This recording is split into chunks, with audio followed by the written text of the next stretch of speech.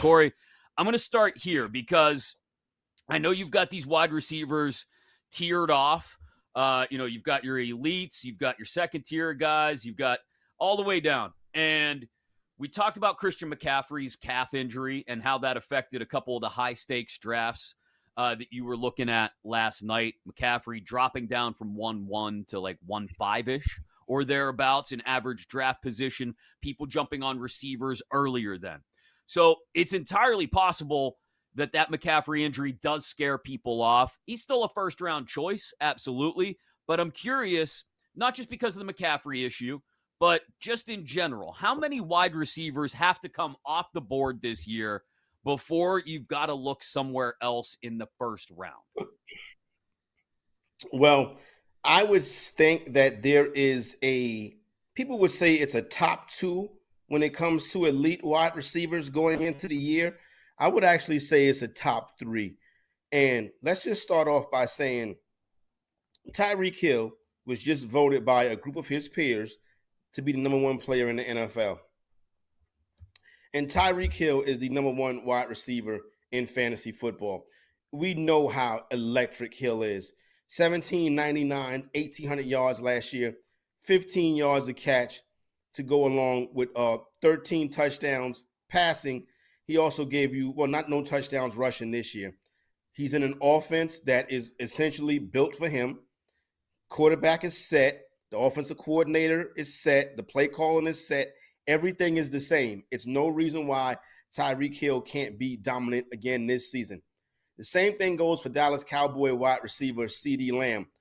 181 targets last year.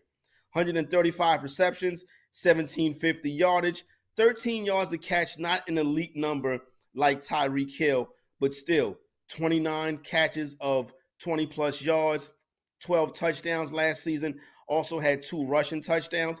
I don't think the Dallas Cowboys are going to be as good this season as they've been the past couple of years, and obviously running the football behind Ezekiel Elliott is not going to be how they move this offense this year. Michael Gallup is gone. So I can expect another big season from CeeDee Lamb. And some of these high-stake drafts, CeeDee Lamb is going off the board at 1-1. He is a dude that you can consider taking as the first pick of your fantasy football draft.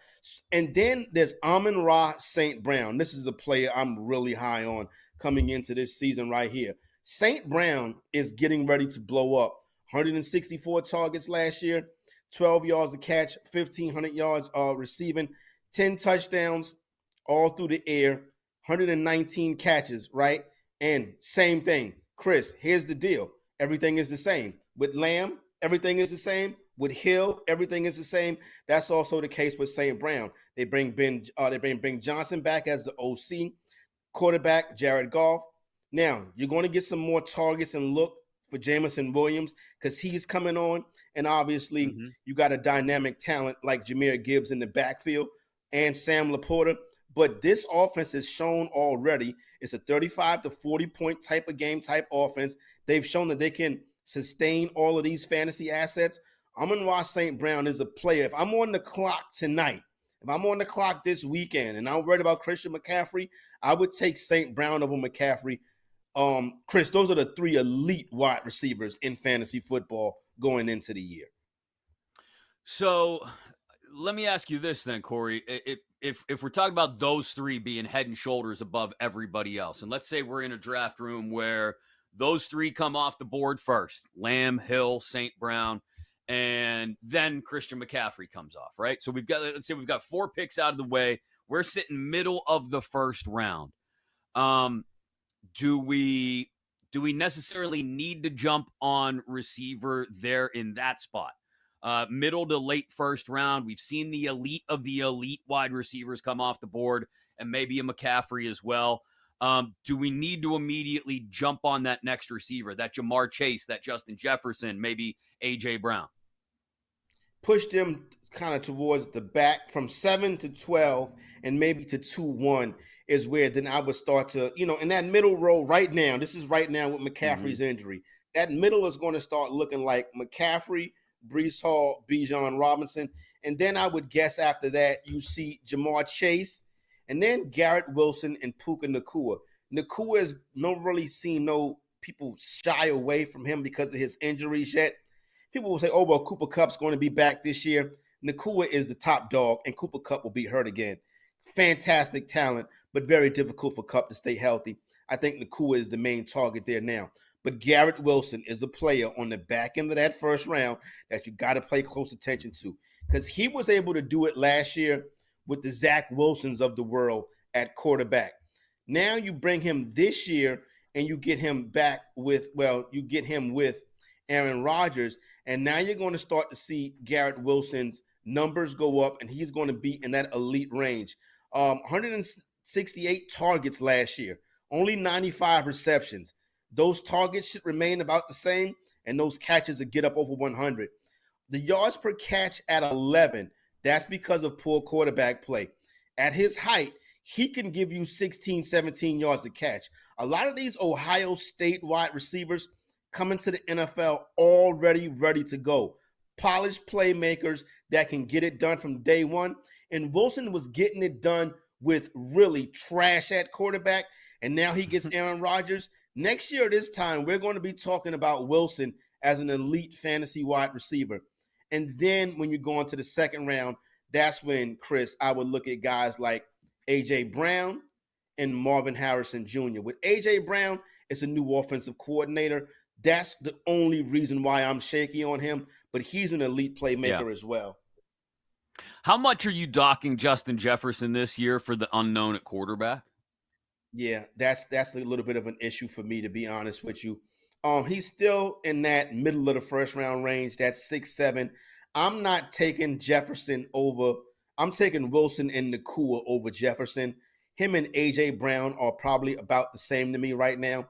It's just the uncertainty at quarterback. We know how talented Justin Jefferson is. And yeah, last year he had over 1,000 yards receiving with him missing time with the hamstring injury and with Kirk Cousins missing time as well. We know that the head coach is going to scheme Justin Jefferson open. He's a good offensive coordinator. He's been a good play caller. We've seen that so far. And we know how talented Fields is. There's just some uncertainty there with Fields that you don't have with the other players, particularly St. Brown. That's going to be a decision that a lot of people are going to have to make between St. Brown and Justin Jefferson. I'm going St. Brown every time. So as we break down wide receivers here with the fantasy exec, getting you ready for your fantasy football drafts, if we're docking Justin Jefferson for the uncertainty at quarterback, do we dock Devonte Adams for the uncertainty at quarterback there in Vegas, or just the quality of quarterback play in Vegas, but also consider maybe some added value because there's a very strong belief that after week 9, trade deadline, he's no longer in Vegas. There's a possibility he's in New York with his buddy Aaron. He might be somewhere else in a better situation. A contending team might, with a better quarterback, might come and get him. How do you play Devonte Adams going into these drafts? It could end up in a worse situation as well for his fantasy prospects.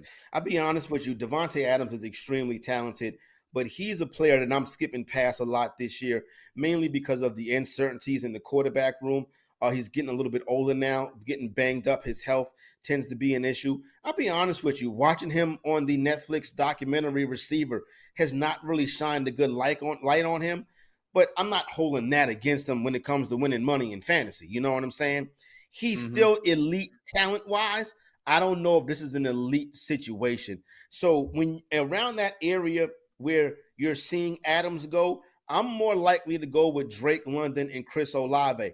Olave, another absolute target monster. Like, the quarterback situation is not great. Had 138 targets last year, 87 receptions. He also was able to score 5 touchdowns last season. Now, those touchdowns, you want to see that go up. But he is the number one playmaker in that passing game, and that's not going to change. I told you, those Ohio State wide receivers, they come into the league ready to go. I also like Michael Pittman this year a lot too as well. I would take Michael Pittman over Devonte Adams. 156 targets last year. He needs to go up on his touchdowns as well. Yards per catch only 10, but that could be due to, quarterback situation last year. It could open up for him this year. So yeah, I'm on Pittman and I'm on Chris Olave more so than I'm on Devonte Adams going into this season right here.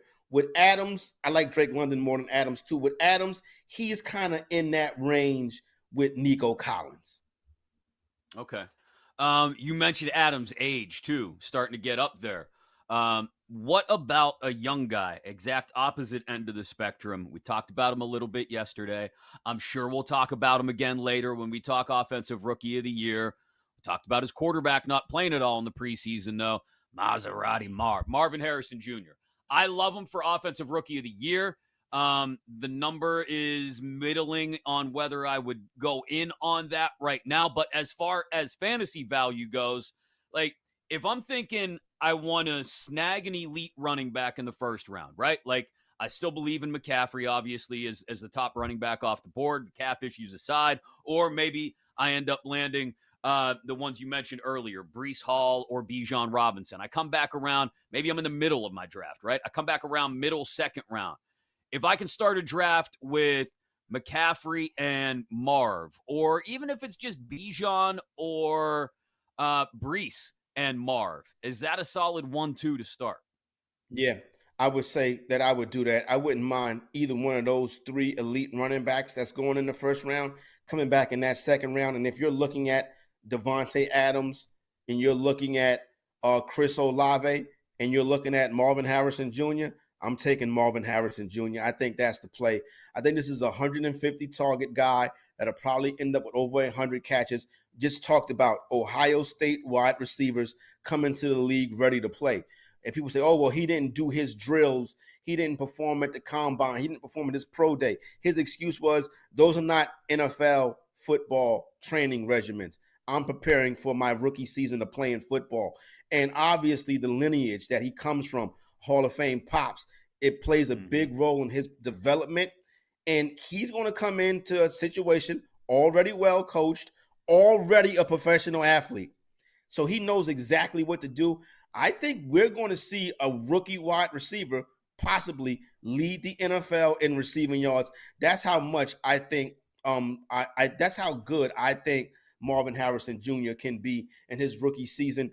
He's a player that I think is going to be a fantastic find for fantasy football managers.